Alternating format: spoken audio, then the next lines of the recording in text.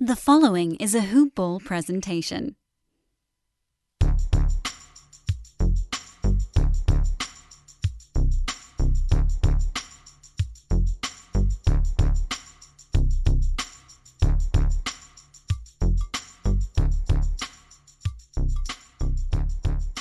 Good morning, Hoop Ballers, and welcome to another edition of Hoop Ball's DFS Today. This is your Tuesday, April 13th edition.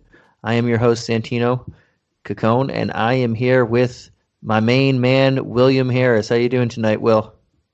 I'm doing great, Santino. Glad to be on, ready to get excited about this 6-game slate. Yeah, we got a 6-game slate. We have a quick one tonight.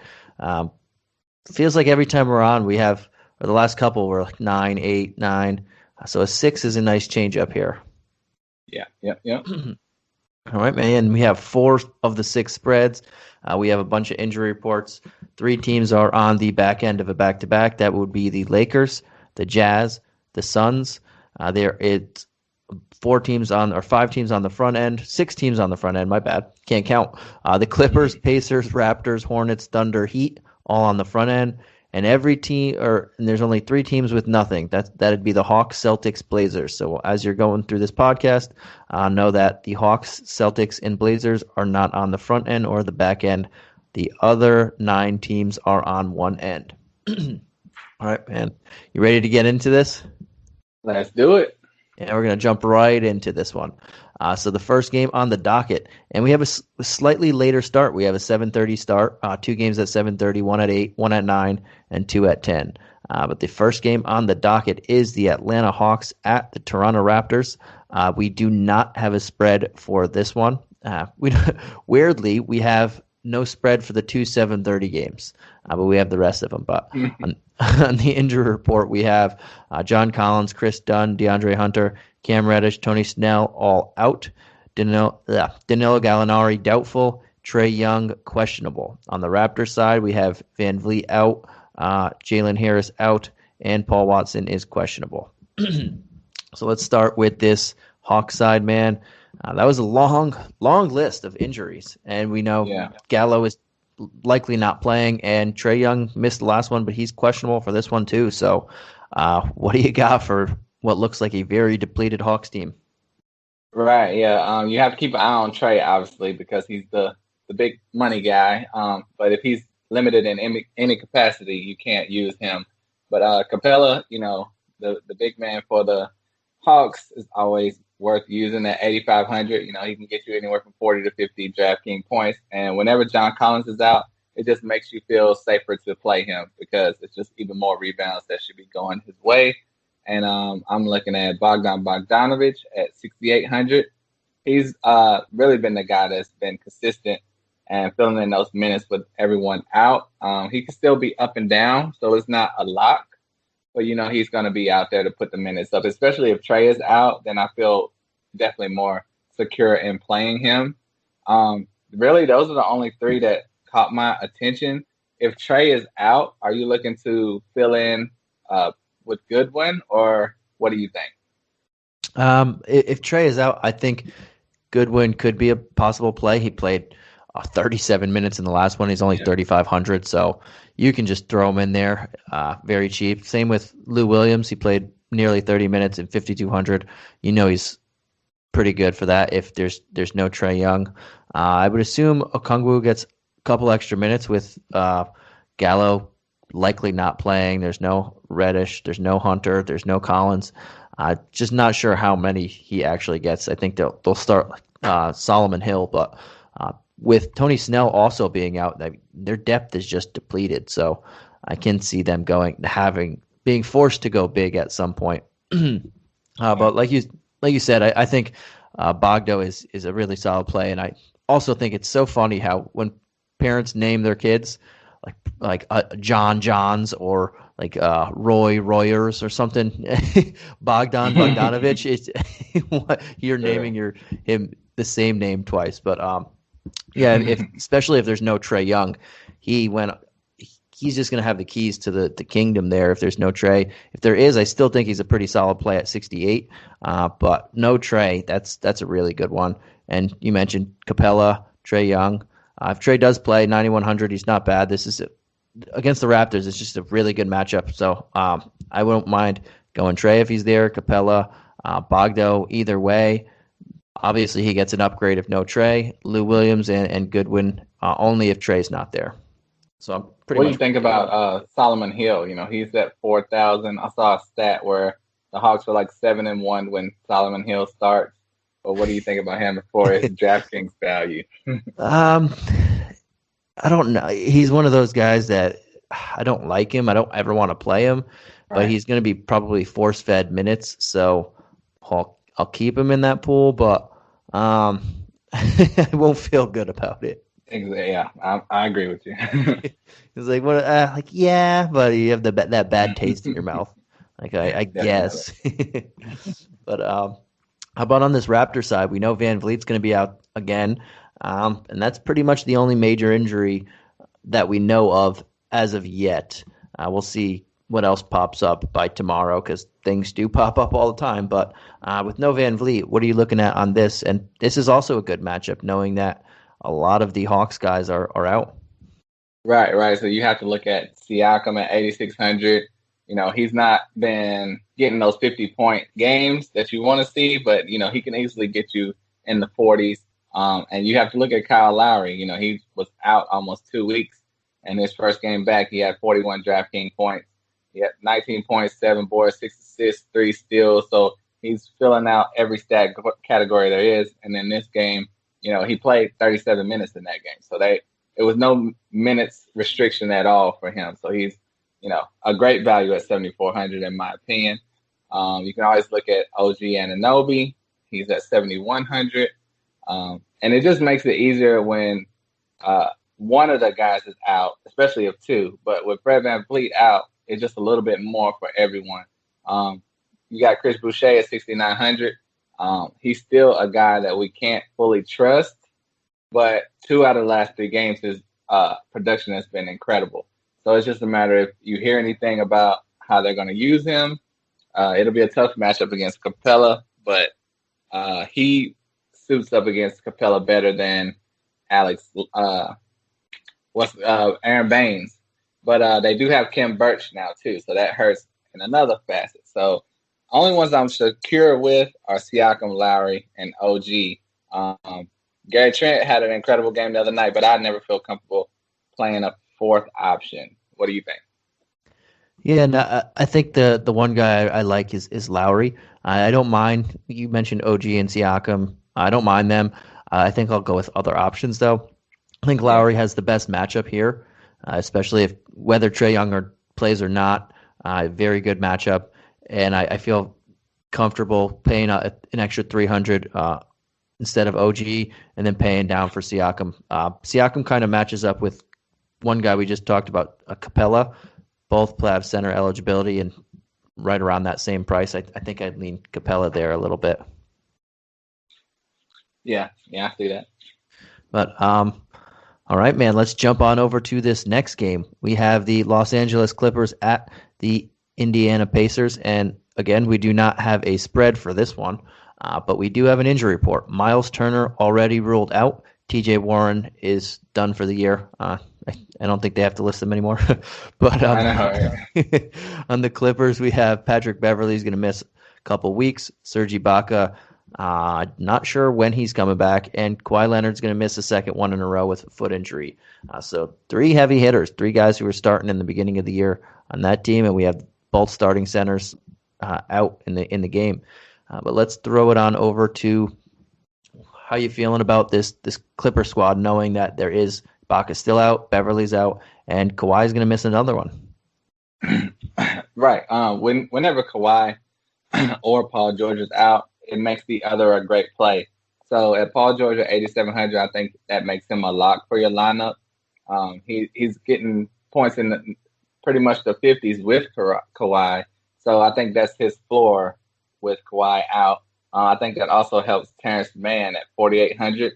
He's a guy whose production was through the roof a few weeks ago, but it's starting to slow back down. And now with Kawhi out, that should allow him to get more playing time and be able to put up more stats. And so he's underpriced at 4,800, in my opinion, with Kawhi out.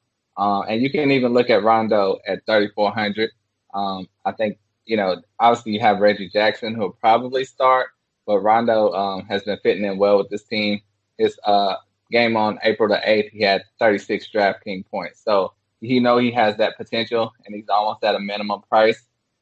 Those are the three guys I'm looking at. I don't really trust Reggie Jackson, even though he has been productive at times this year. Yeah, and he has the last couple games, 48.5, 28.75, and then 4 games ago, 35.75. So he has been playing well. I would say if that's Reggie Jackson you're talking about? Yeah, Reggie Jackson. Right. I'm not huge on him either. I would say if tomorrow Rajon Rondo gets questionable tag and then eventually ruled out, because they do that a lot. And the Clippers are on the front end of a back-to-back, so maybe they rest him. I don't know. But if that happens, then 5,400 for Reggie Jackson, I do really like that, because that means who else is going to take his minutes at point guard?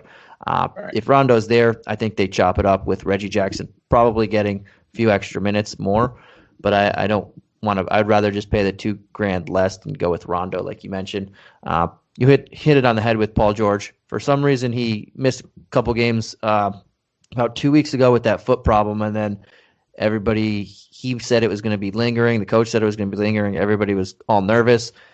And then now he's playing better than he was for the couple weeks prior to that. So It doesn't look like it. I'm assuming it's got to be a problem, but 3 straight games over 30 actual points.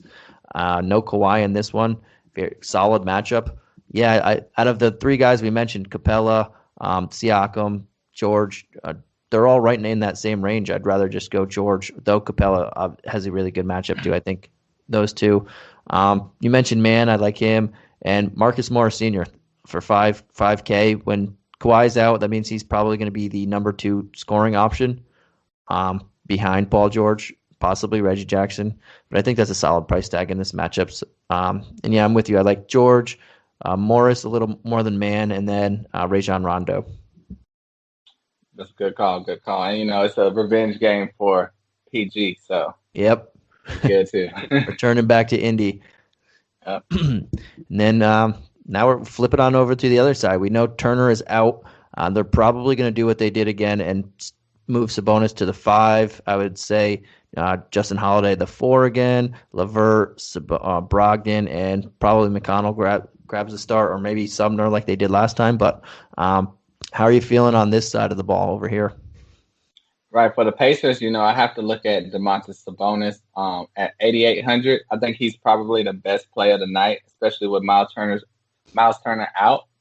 He's a double-double machine. He almost had a triple-double last game with 18 points, 15 boards, 9 assists. That's just incredible production, and that should remain the same or increase in this game against the Clippers. There's no Serge Ibaka, so, it's just him versus Zubac pretty much. So that should be a great matchup for him. Other than that, I think the Pacers have so many good guys at the guard spot. I think they all will kind of cannibalize each other. LeVert had an incredible game last game, 34 actual points. But other than that game, he pretty much averaged 30 to 35 points, fan points a game. Brogdon was having an incredible season early in the year, but he's been slacking and averaging around 30 to 35 points. So, I would look at Gogo Batadze at 3,900 because he should get those minutes that Miles Turner is going to be out. I expect him to at least play 20 or so minutes. And his production has been incredible. His last game, he had almost 27 DraftKings points, 7 points, 6 boards, 5 blocks. So if he can do that in 18 minutes, if there's any way he can get 20 to 25 minutes, that's a steal at 3,900. Are you interested in anyone else? I just like the 2 big men for the Pacers. Yeah, I like the 2 big men too, and you hit it on the head, so I'll leave it at that. I think Sabonis, another guy in that same range, is just very good in this matchup. There's no Ibaka. Cousins isn't playing. He can take advantage of it. Like Goga for the same reasons. I think he's going to get good amount of minutes. I do like TJ McConnell. I think he's going to play a bit more in this one. They do have a lot of options. I mean, Jeremy Lamb's there, Sumner, Aaron Holiday. They can just throw in a lot of guys and play smaller, and the Clippers aren't too big also. But that means I just have that feeling that McConnell's going to see the floor over 32 minutes. It happens every few games. Sometimes he goes into those lulls where they just don't play him a lot, and then he blows up. I can see that happening in this one. And the matchup is pretty good. Since there's no Beverly, Rondo might be on a minutes limit because it's the front end of a back-to-back or he's out. And Reggie Jackson's not the greatest defender. And if he comes off the bench, McConnell, whoever is coming off the bench as backup point guard, if it's Rondo or not, you can still score on them. So I think McConnell's the other guy that I'd be looking at for a decent price tag of 5.5. Yeah, and Brogdon's been out some games and limited with his hip. He played 39 minutes his last game on Sunday, so he could be limited in this game. If that is the case, that would make McConnell a lot more attractive to me also, so keep an eye out on that. Nice. And the thing in this slate is there's nobody over that 10K mark. The highest guy on the slate is Damian Lillard at 9.5 because LeBron and Kawhi are out. So it's more of a condensed 6-game slate here, which is a bit different than what we've gotten lately. Yeah. Those are the best days to play DraftKings, in my opinion, when you have it like this. I like it. Yeah, me too. I like these days. Let's jump on over to this next game, man. We have the Los Angeles Lakers at the who are they playing? I can't see that. The world famous Charlotte Hornets, owned by Michael famous Jordan. Charlotte Hornets. Oh, this is going to be a good one. And we do have a spread for this one. It is the Hornets are actually 1-point favorites at home.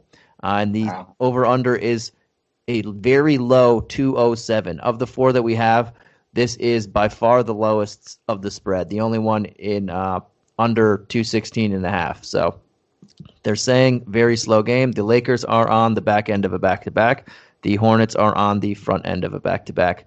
On the injury report, we know that there's a lot. The Lakers haven't submitted it because they are on the front end of a back-to-back. But we know LeBron, AD, both out. Everybody else played tonight except McKinney was questionable. Jared Dudley. We don't have to mention guys that aren't going to play, but everybody else was playing. And for the Hornets, PJ Washington is probable. Malik Monk, Gordon Hayward, LaMelo Ball, all out. I know you're going to want me to start, so I will start first with the Lakers side. And yeah, this one's going to be fun.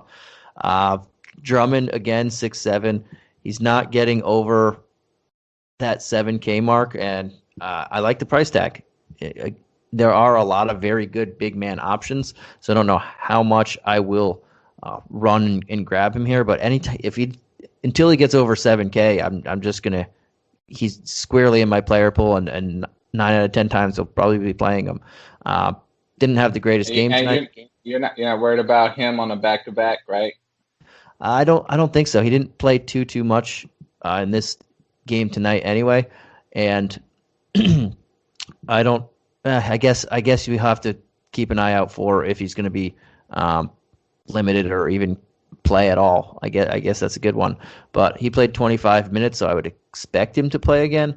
And if he doesn't play, Trez at 5,500, it seems like easy money there. Taylor Horton Tucker at 5,300, very good. Even like a Schroeder at 6,500 and Kuzma. I think now that all their price tags are finally dropping a little bit, I am more inclined to play them. But Drummond would be my favorite. If he doesn't play, Harrell easily my favorite. I like Tucker, and I like Schroeder. I like Kuzma slightly more than Schroeder. Really? And especially if Drummond doesn't play. But yeah, Kuzma's kind of been in a little slump lately. Yeah, that's why I like to go there. I think it's a game that he's going to bust out. 2 games before tonight, he shot 5 of 23. Tonight, he shot 5 of 13. Got a little bit better. At some point, those shots are going to go in, and this is a team that you can score on. The Hornets play really fast, as you know, and they've lost quite a bit of luster there with some of their guys that aren't playing. So I just like this matchup for Kuzma. Gotcha. when you think of the Lakers with LeBron and AD out, the first name that comes to mind is Kuzma. But like I said, his last two games before tonight were kind of duds. But like Santino said, he thinks it's a good matchup for him. So I'll take your word on that. But I think I would prefer THT at 1,500 less at 5,300. And then, like you said, I like Schroeder at 6,500 and Drummond at 6,700. Hopefully he plays and it's not limited because he's only been, back playing for a little while. But it's not like he had an injury or anything, so they should go ahead and put him out there. What do you think about Ben Mclemore? His last game was before tonight. I hadn't seen his stats for tonight, but he hit 5 threes in the game before that. Do you think he could start getting more minutes and maybe crack the starting lineup? Probably not. No. This game against the Knicks, he played 14, shot 2 of 8. 7 of those shots though were threes. So that's what they want him for. Literally 3 and D. But as long as Wes Matthews and Caldwell Pope are there, Wes Matthews is a guy I guess we got to keep an eye on because he did leave a couple games ago. If he doesn't play, then Ben Mclemore becomes a little bit more attractive because a few more minutes are up for grabs. But you still have Tucker. Caruso plays sometimes at the shooting guard spot. KCP's not going anywhere. Not too many minutes for Mclemore on most nights when they're somewhat healthy, even though they're missing LeBron and AD.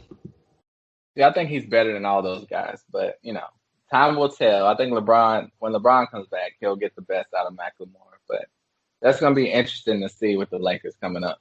Yep, it is. And that should be, as they said, LeBron's 3 weeks away. So got a couple more right before the playoffs start. The last week until the playoffs, they should all be there. Yeah. But I'm sorry, what was that? I was saying, sounds good. Normally we bet on individual matchups, but I mean, we got your team versus my team.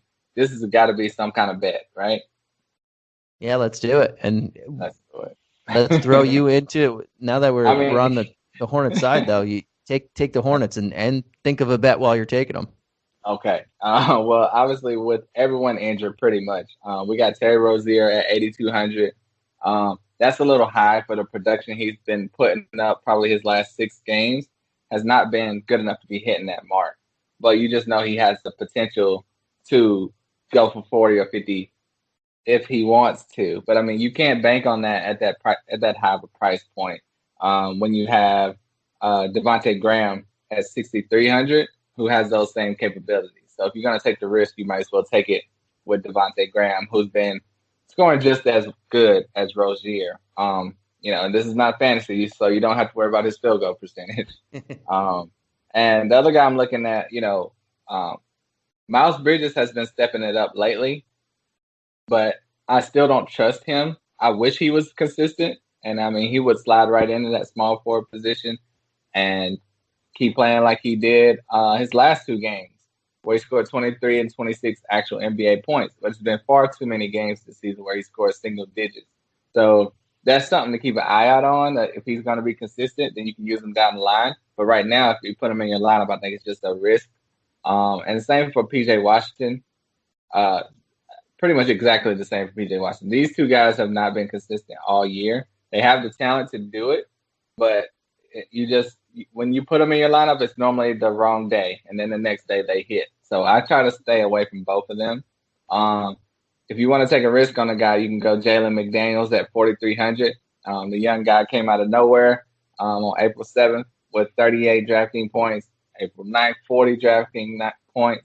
On the 11th, he only had 20, but he still had a pretty good game with 9 points, 3 boards, 2 assists, a block, and a steal. And in 29 minutes. So he's still getting around 30 minutes a game out there. So I think it's a steal to pick him up at 4,300. Even though it's against the Lakers, who are kind of a tough matchup, with everyone out, he should be productive. What do you think of my Hornets? Yeah, and he left the first half with a facial laceration. So I think he was in line for more minutes also. But I'm with you. The two main guys that I'm looking at here are Devante Graham at 6,300. Just a fair price. The guy's been hitting value. He's right around that. He's very safe. Last 4 of the last 5 games, 34, 35, 32, 34 points. And the one that he didn't get over 30, he was 27. So he's hitting value and right around it. I think that's very safe at 6,300. And McDaniels. I think both these McDaniels brothers are good. Jalen and Jaden, I like both of their games. I think this kid is very versatile, and for 4,300, I think that's a good price. Even like you mentioned, hard matchup, but this kid can play. I remember last year they played him at center for a few minutes. He could play power forward. He's playing small forward now. Just a good player, and at 4,300, it's hard getting people that are going to play 30 plus minutes in a competitive ball game. Yeah, and I mean, if you want to take a deep throw, he's going to be a guy that doesn't have a high ceiling, but Brad Wanamaker is at 3,800. He's getting those backup minutes because Lonzo Ball is out. LaMelo Ball is out. So those minutes that were going to Devante Graham are going to Brad Wanamaker now. That's not a fun play, but, he's averaging around 25 DraftKings points. So if you just want to throw in a guy that's going to be out there, he's a guy you can look at. All right, man. I like it. And we'll jump on over to you didn't think of anything, but in the meantime, we'll jump on over to the $1 million. All right, let me call my bank. I'll see if I can get out a loan just in case. But this next game is a whopper.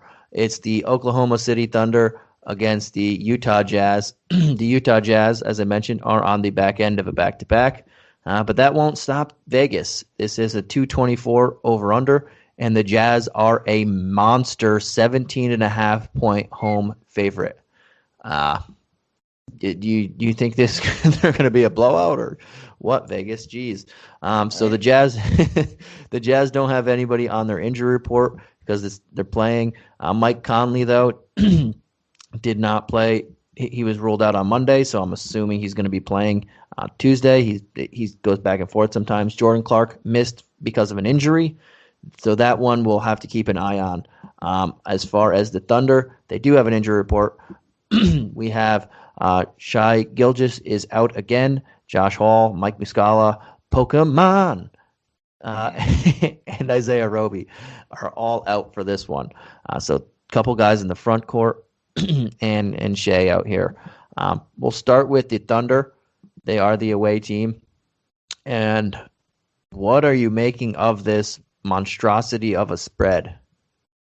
Yeah, it's pretty crazy. I mean, and I expect it to be a blowout, like you said, with everyone out. And the Thunder are clearly developing players for next season, seeing who they're going to keep on their team. I heard they just signed an international player to a big contract. So, I mean, they're just experimenting all over the place.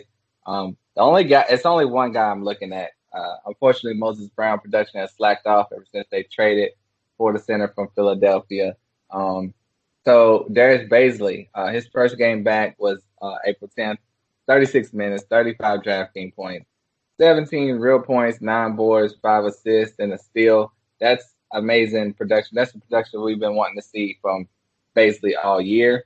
And it looks like he came back and is focused and sees what the Thunder are doing. And he knows they have all those draft picks. Like, he doesn't want to lose his spot. So he came in pretty aggressive. And I think at 5,500, he's a pretty safe play. He's going to get all the shots he wants, especially with Pokashevsky out, because he's the only other offensive guy that's, going to put up a lot of points, a lot of shots necessarily. So Baisley is it for me. Are you looking at anyone else?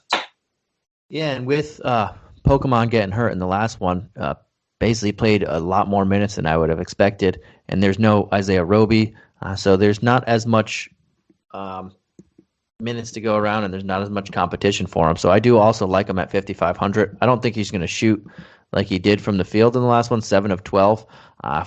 We remember early throughout the season, he was shooting under 40%. I believe he should still be shooting under 40% for the year.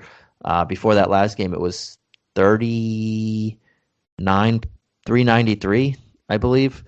Maybe even lower. That might be generous there. But I think he's, like you mentioned, there's gonna be a lot of shots to go around for him. I also think Dort, 5,300. That's a solid price tag. He's gonna be gunning out there too. And that's probably it. This is just a very tough matchup. Maybe Tony Bradley gets extra minutes against his former team in Utah for 4K, but I don't want to go there. I would just go to Baisley and Dort in this one. And I don't think there's the way that they're playing and the way that they want to develop their core and young players. I'm not certain that anybody is going to rest if they get blown out anyway. So I guess they have that going for them. Yeah. But what about on the Jazz side? Because they 17.5 point spread. They aren't developing young players, and they aren't playing for the future. So if they start blowing them out early, can you possibly play Rudy Gobert for 8K or Donovan Mitchell at a big 9-4 as the second highest priced guy on the slate? Right. If it's going to be a competitive game, that 9-4 price is high for Mitchell. But you would say, I could see how I could use that. His last 3 games, 57, 50, and 57 DraftKings points. That's worth 9,400. But like you said, this is projected to be a blowout. The last 2 games that were a blowout for Utah were against Orlando and Cleveland. And Donovan Mitchell was in the 30s as far as DraftKings points. So that's what I would expect for this game. So I couldn't really touch him at 9,400. With that being considered. And same thing for Gobert. His production should slack as well. And it's no point of having him out there 30-plus minutes in a blowout. So I honestly would shy away from all of the Utah Jazz. And that's pretty sad. And they don't have any young guy that's like, going to fill those minutes and ball out. So, well, who do you think? I mean, they drafted Elijah Hughes, but he hasn't played at all. So I like his potential, but it's just nothing there for me for Utah. What do you think? Yeah, and I'm with you. I'm just going to stay away. 9,400 is high price in its own, and then you consider that they could be up 25 at the end of the first quarter. So I just can't go there. Rudy Gobert. Wow, first quarter. Wow. Maybe not 25, but like a good 15, 16, 17. They could have that spread in the first quarter, to be honest. This is a very good, especially at home. And then you have Gobert, good matchup for him, but I just can't. Knowing that Mike Conley's probably going to play, I just can't really go anybody. They're all price tags aren't bad, but it's not worth it to where I think they're solid alternatives that I can see playing more minutes. So I'm with you, man. And it is sad, like you said, that they have good young players, but they don't really play too much. So there's not really that blowout guy that runs up the court or runs up his stat or runs his stats up. I can get the words out. If you want to take a real shot in the dark, you can go with Georges Niang. I call him Gorgeous Niang. He could possibly do something in the blowout, but yeah, it's not great. All right, man, let's jump on over to the second to last game of the night. It's the first one that starts at 10 p.m. Eastern Standard Time. We have the Boston Celtics at the Portland Trailblazers. The spread for this one is the highest of the 4 that we have, 227.5. I mean, the total. And the Blazers are 2-point home favorites. The Celtics will be traveling across country to play in this game. The Celtics currently don't have anybody on their injury report. They didn't submit it. And the Blazers have just Zach Collins as out. And these are the only other 2 teams that aren't playing on the front end or the back end of a back-to-back. So not much to go off of on the injury report. And but we do know actually Evan Fournier is not going to be playing because he's expected to miss time in COVID protocols. And that's about it. And I guess we have to also keep an eye on Jusuf Nurkic, who's been in and out of the lineup. But as of now, neither of those guys, or Nurkic's not on the injury report. But we'll start with the Celtics, man. What are you looking at over here, and do you like this matchup for them? Yeah, it's a pretty good matchup. Portland, they have a lot of players, but their defensive rating is near the bottom of the league. But I think this will be a good matchup.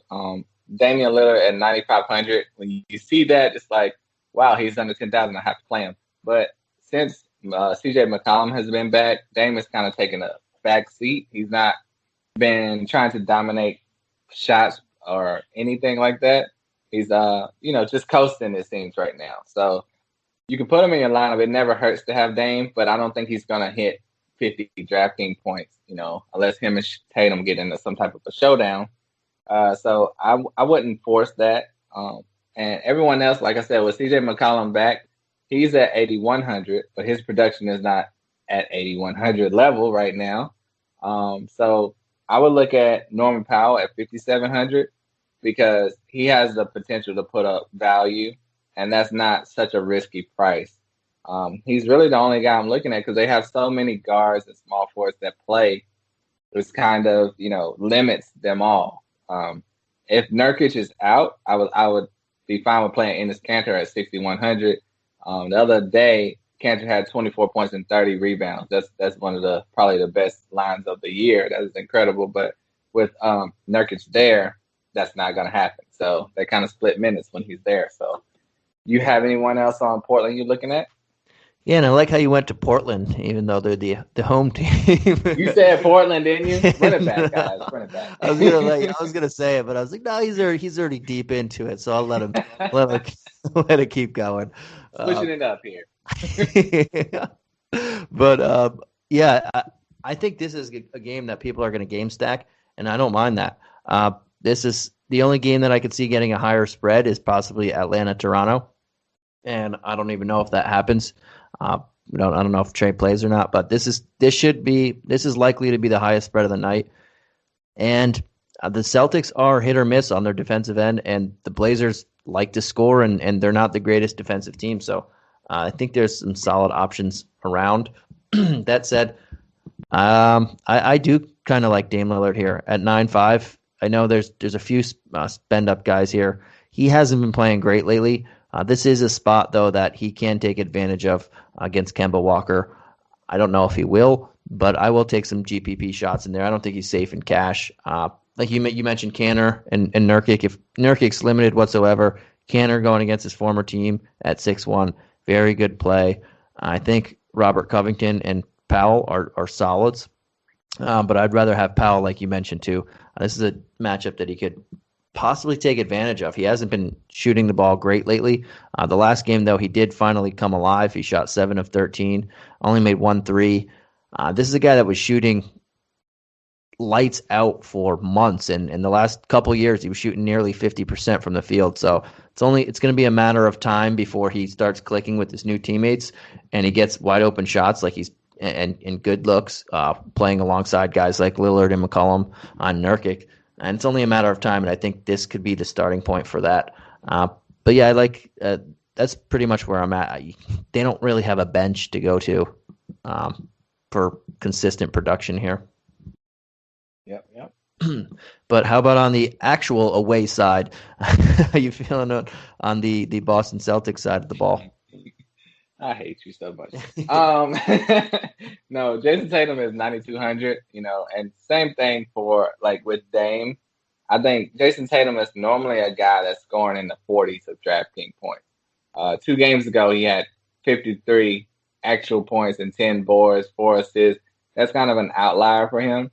So I never feel like I need to force it with Jason Tatum at that high of a price. I would always go with Jaylen Brown at 7,800, who can do pretty similar production as far as DraftKings points.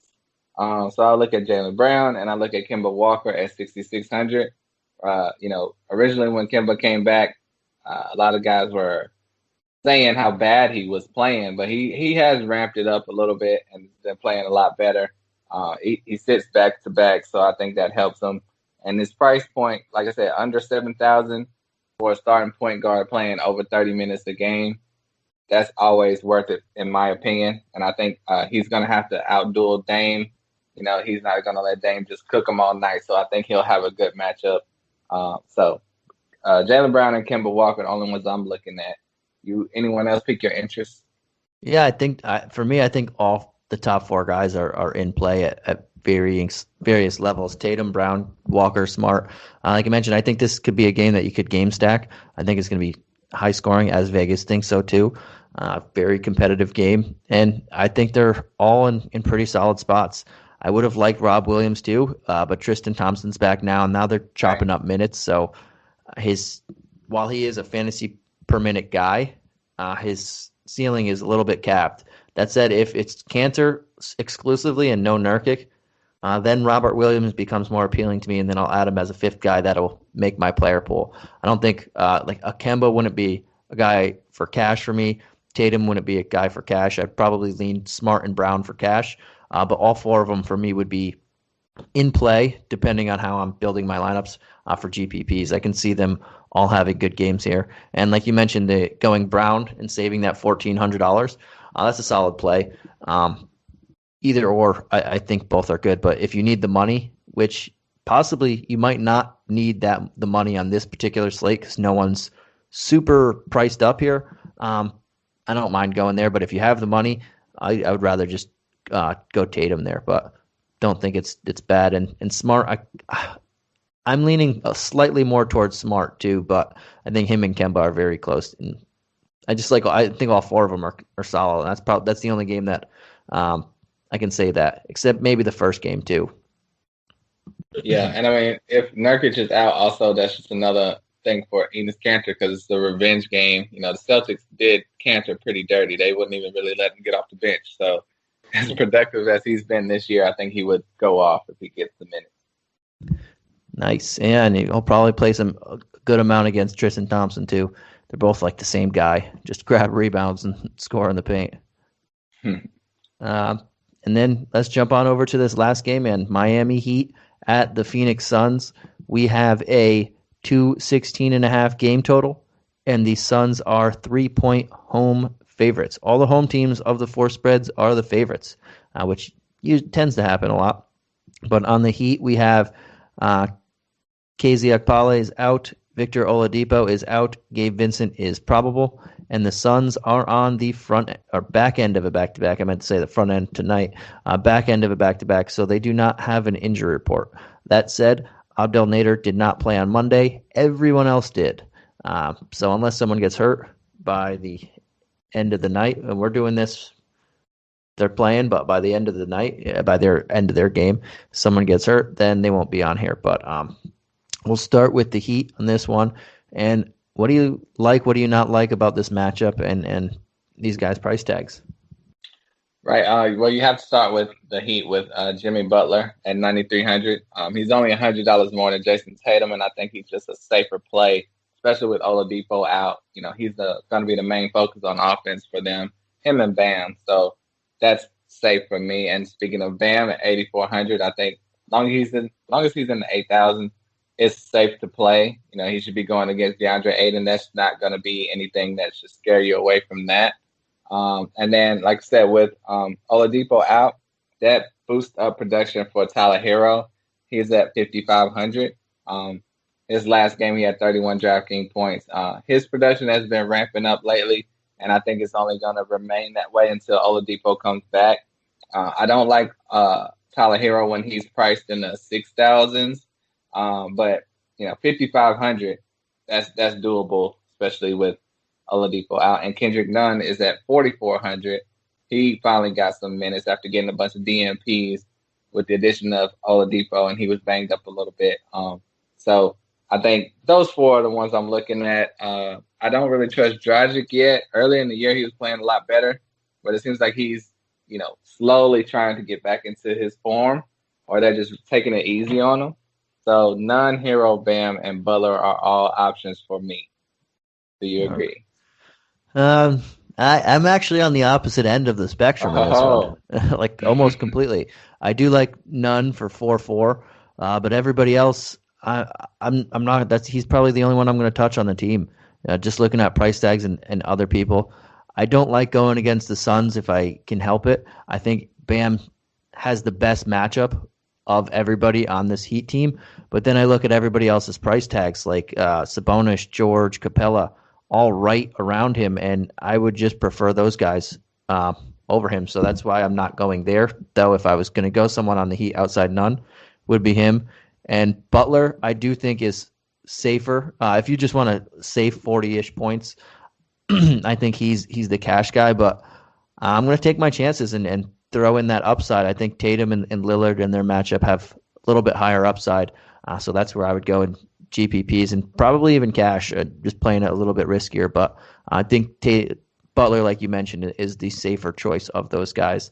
Outside of that, I'm probably just going to leave the Suns alone. I just don't like playing them. Yeah, well, they are the 5th best defense this year, so you could do that, but it's up to you. It's up to you. Yeah, they're slow and they're really good grinded out defense. But that's where I would go with the pivots on this. But I think, like you mentioned, Butler is safe, and I like Nunn's 4,400 if he's going to go back to the starting lineup like he did in the last game. But he's also a wild card because he gets sat out of nowhere or starts. You never know what's going on with him from game to game, even if it looks obvious. Yeah, it's pretty crazy. We'll see what happens next year when Dragic, whether he comes back or not. Right. But how about on the Suns team, man? They're also going against a Miami Heat team that's defense has been playing awesome lately. But who do you like on this side of the ball? Right. Well, you always can look at, their all-star Devin Booker. He had 50 DraftKings points last game, 27 points, 6 boards, 6 assists, 2 steals, a block, just all-around production. But like I said, this is against Miami, who's a pretty tough defense. Jimmy Butler will probably be on him a lot of this game. But I think you still can put him. It's no reason to completely avoid him from your lineup. So you play around with lineups, see if you can get him in here, but you don't have to force it. And obviously, Chris Paul at 8,300, he's going to be safe, kind of like a Kimball Walker, but he is 1,700 more.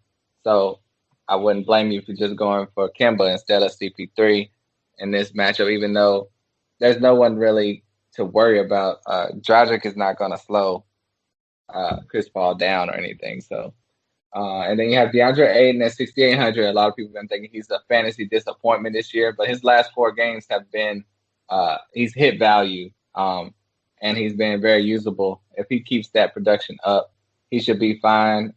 He will be going against Bam in this lineup, and they just signed Dedmon. I don't know if he's going to play or not, but I think Aydin should be fine at 6,800. He's not going to get you 50 DraftKings points or anything like that, but he should be serviceable. And then you have to look at Mikal Bridges at 5,200. He's just a guy that's going to be out there. He can do something. He can do nothing. He's pretty good, but I mean, as far as fantasy and DraftKings points, sometimes it doesn't translate to how good he actually is. But he can easily get 20 actual NBA points in a game, but then sometimes that only translates to 30 DraftKings points. So we just need him to be more of an all-around player. But at 5,200, I wouldn't rule him out of your lineup. Who are you looking at on Phoenix? Yeah, the guards I don't mind, but I do just gonna jump at the other options around there. So I don't hate people. I don't knock you as Mike would say. I don't knock you for going there, but I do like the other guys around the price tags of Paul and Booker. Just the higher upside in the matchup. Like Tatum, I mentioned, probably I'd rather just go there. And Paul, we mentioned a lot of big guys around there. And as guard, he would probably be no, there's also Paul George, but not point guard. So I'm probably not going to have much exposure to them. Where I like to get on this one in this particular matchup is Jay Crowder and Mikal Bridges. Crowder with the returning to the Heat narrative. Their weakest point is power forward, and that's where he was the starter after that trade last year. Played really well. I think he could take advantage of that, and I think he'll probably have a little extra something for this matchup, going back to the team that he almost won the championship with. So I like that at 4,500, and that's a price tag that's not high whatsoever. And Bridges, I like what you said. He's very good, but it doesn't always translate. I don't think the upside is huge here, but if you had someone to fill your lineup, if you're at the end of the lineup and you have a mid to low 5Ks and you need a forward, it's a pretty solid alternative there. And those are the two guys that I'm mostly looking at, unless there's an injury or something happens to where like Saric is going to see 25 minutes and then I like him. But outside of that, I'm with the 2 forwards with you. Yeah, and that's a great call on Crowder. He's just scary for me to play, but the fact that he's going against his old team, that does make it a little easier. I like it. And now it's time, man. We'll run through these quick. We'll go say a name, say one sentence why, and then we can move. But we'll do our tiers. How's that sound? Name and one. Don't you limit me to one sentence. No, go ahead. All right, say a name, and that's it. I won't even give you that right. now. I'm just kidding. But how about I'm pretty sure you already said it, but we'll throw, who's your favorite expensive play of the night? Yeah, over 8K would be definitely Sabonis at 8,800. Just great matchup. Just great matchup. That's the one sentence. All right, go ahead. Just a great matchup. Yeah, I think. Ooh, this one's tough for me. I'm gonna go. Same game. Come on, same game, right? Yeah, I like Paul George. There you go. Well, there's a couple people around that price tag. Paul George, cheaper than other guys. No Kawhi. There was a comma in there. Okay. And who's your favorite mid tier guy? If you want to do one at the higher end and one at the lower end, or whatever, if you have two that are a difference in prices, you can throw them out there. Okay. My They're the same mid-tier price, guy, and you only get one. And I'm well, my mid-tier guy, if Drummond plays the full complement of minutes, I would have to go him at 6,700. He's just a fantasy monster, possibly. Is that one sentence? Wait, what? Who you got? I like that one. He's a monster. Maybe, question mark. I don't know. You tell me. I'm going to throw one at the top. I like Kyle Lowry as a higher end. For all the reasons we mentioned, Atlanta, you can get him at the point guard, and there's still no Van Vliet. My bad, over a sentence. And then the lower end, there's a couple people, but I'll just throw in Baisley at 5,500. Missing Pokemon, Roby, will be blown out. Period. That was like 12 sentences, but okay. They're commas. These aren't full sentences. They're 2 words, commas. It's a list, a small list in one sentence. All right, so who's your favorite? Who's your favorite value play? And we'll do anything under 5 now. I mean, 6 games. There's no Super Saiyan price tag like I like to say. People over 10K, 9.5 is the highest. So value's a little bit higher tonight. We'll say 5K for that. This is the category where I have the most guys, but I'll name 2. I'll say Jalen McDaniels again, even though his last game wasn't great. He's still getting 30 minutes, so that's great at 4,300. And I will say, with Miles Turner out, you could look at Gogo Patatse at 3,900. Who you got? Gogo Patatse. Where are you going? Go Power Ranger. Oh my gosh! Yeah, we gotta get out of here. Yeah, so I think there's a lot of value tonight too. For the higher price guy, I'm gonna throw in. Actually, you took my higher price guy. I'll throw in Jay Crowder towards the 5K at 4.5 for the reasons I mentioned earlier. And as a super low 3.5 and below, if Rondo plays, I see him playing 25 plus minutes at 34 like that. Yeah, and I love Terrence Mann. Hey. Right, Brandon Goodwin. All right, I'm done. All right, and before we head on out here, is there anything you want to say? It's the first show since DMX passed away tragically, so I just want to say R.I.P. DMX. That was my guy. So that's about it, right? So your X is up. You got anything else you want to say before we get out of here? Yeah, tell the people where they can find you on Twitter. Yes, William. It doesn't matter where they. I wanted to say that for a while. The rock over there. Earlier, I really wanted to give you a rock there. I was waiting. You said something earlier, and I was about to say it doesn't matter, but yeah, I'm going to wait till the end. Now you can actually tell where you are. My Twitter is at William is it. I hate you so much. At William is Bill, and I'm going to block Santino tonight. So tell him yours. You can follow me at Santino Cacone. You can follow Will at William is Bill. You can follow us at Hoopball Fantasy. I think there's about 15 of them, so just Hoopball and then whatever pops up. But thank you guys for listening, and good luck. Oh, and tonight, send me what you got on this Lakers Hornets bet, and we'll figure something out. But like all right, man. Down. But I like it. And we will catch you guys again. Us two will catch you next Monday. And we have, I believe it's Keith and Mike on tomorrow night. Thank you guys for listening as always. And we will have another tournament, I believe, on Friday. I'm not 100% sure. I'm about 90% sure, not 100. But I believe that's going to happen again. Keep an eye out for that. Wrap it up. All right. Bye, guys. Thank you guys for joining. Peace.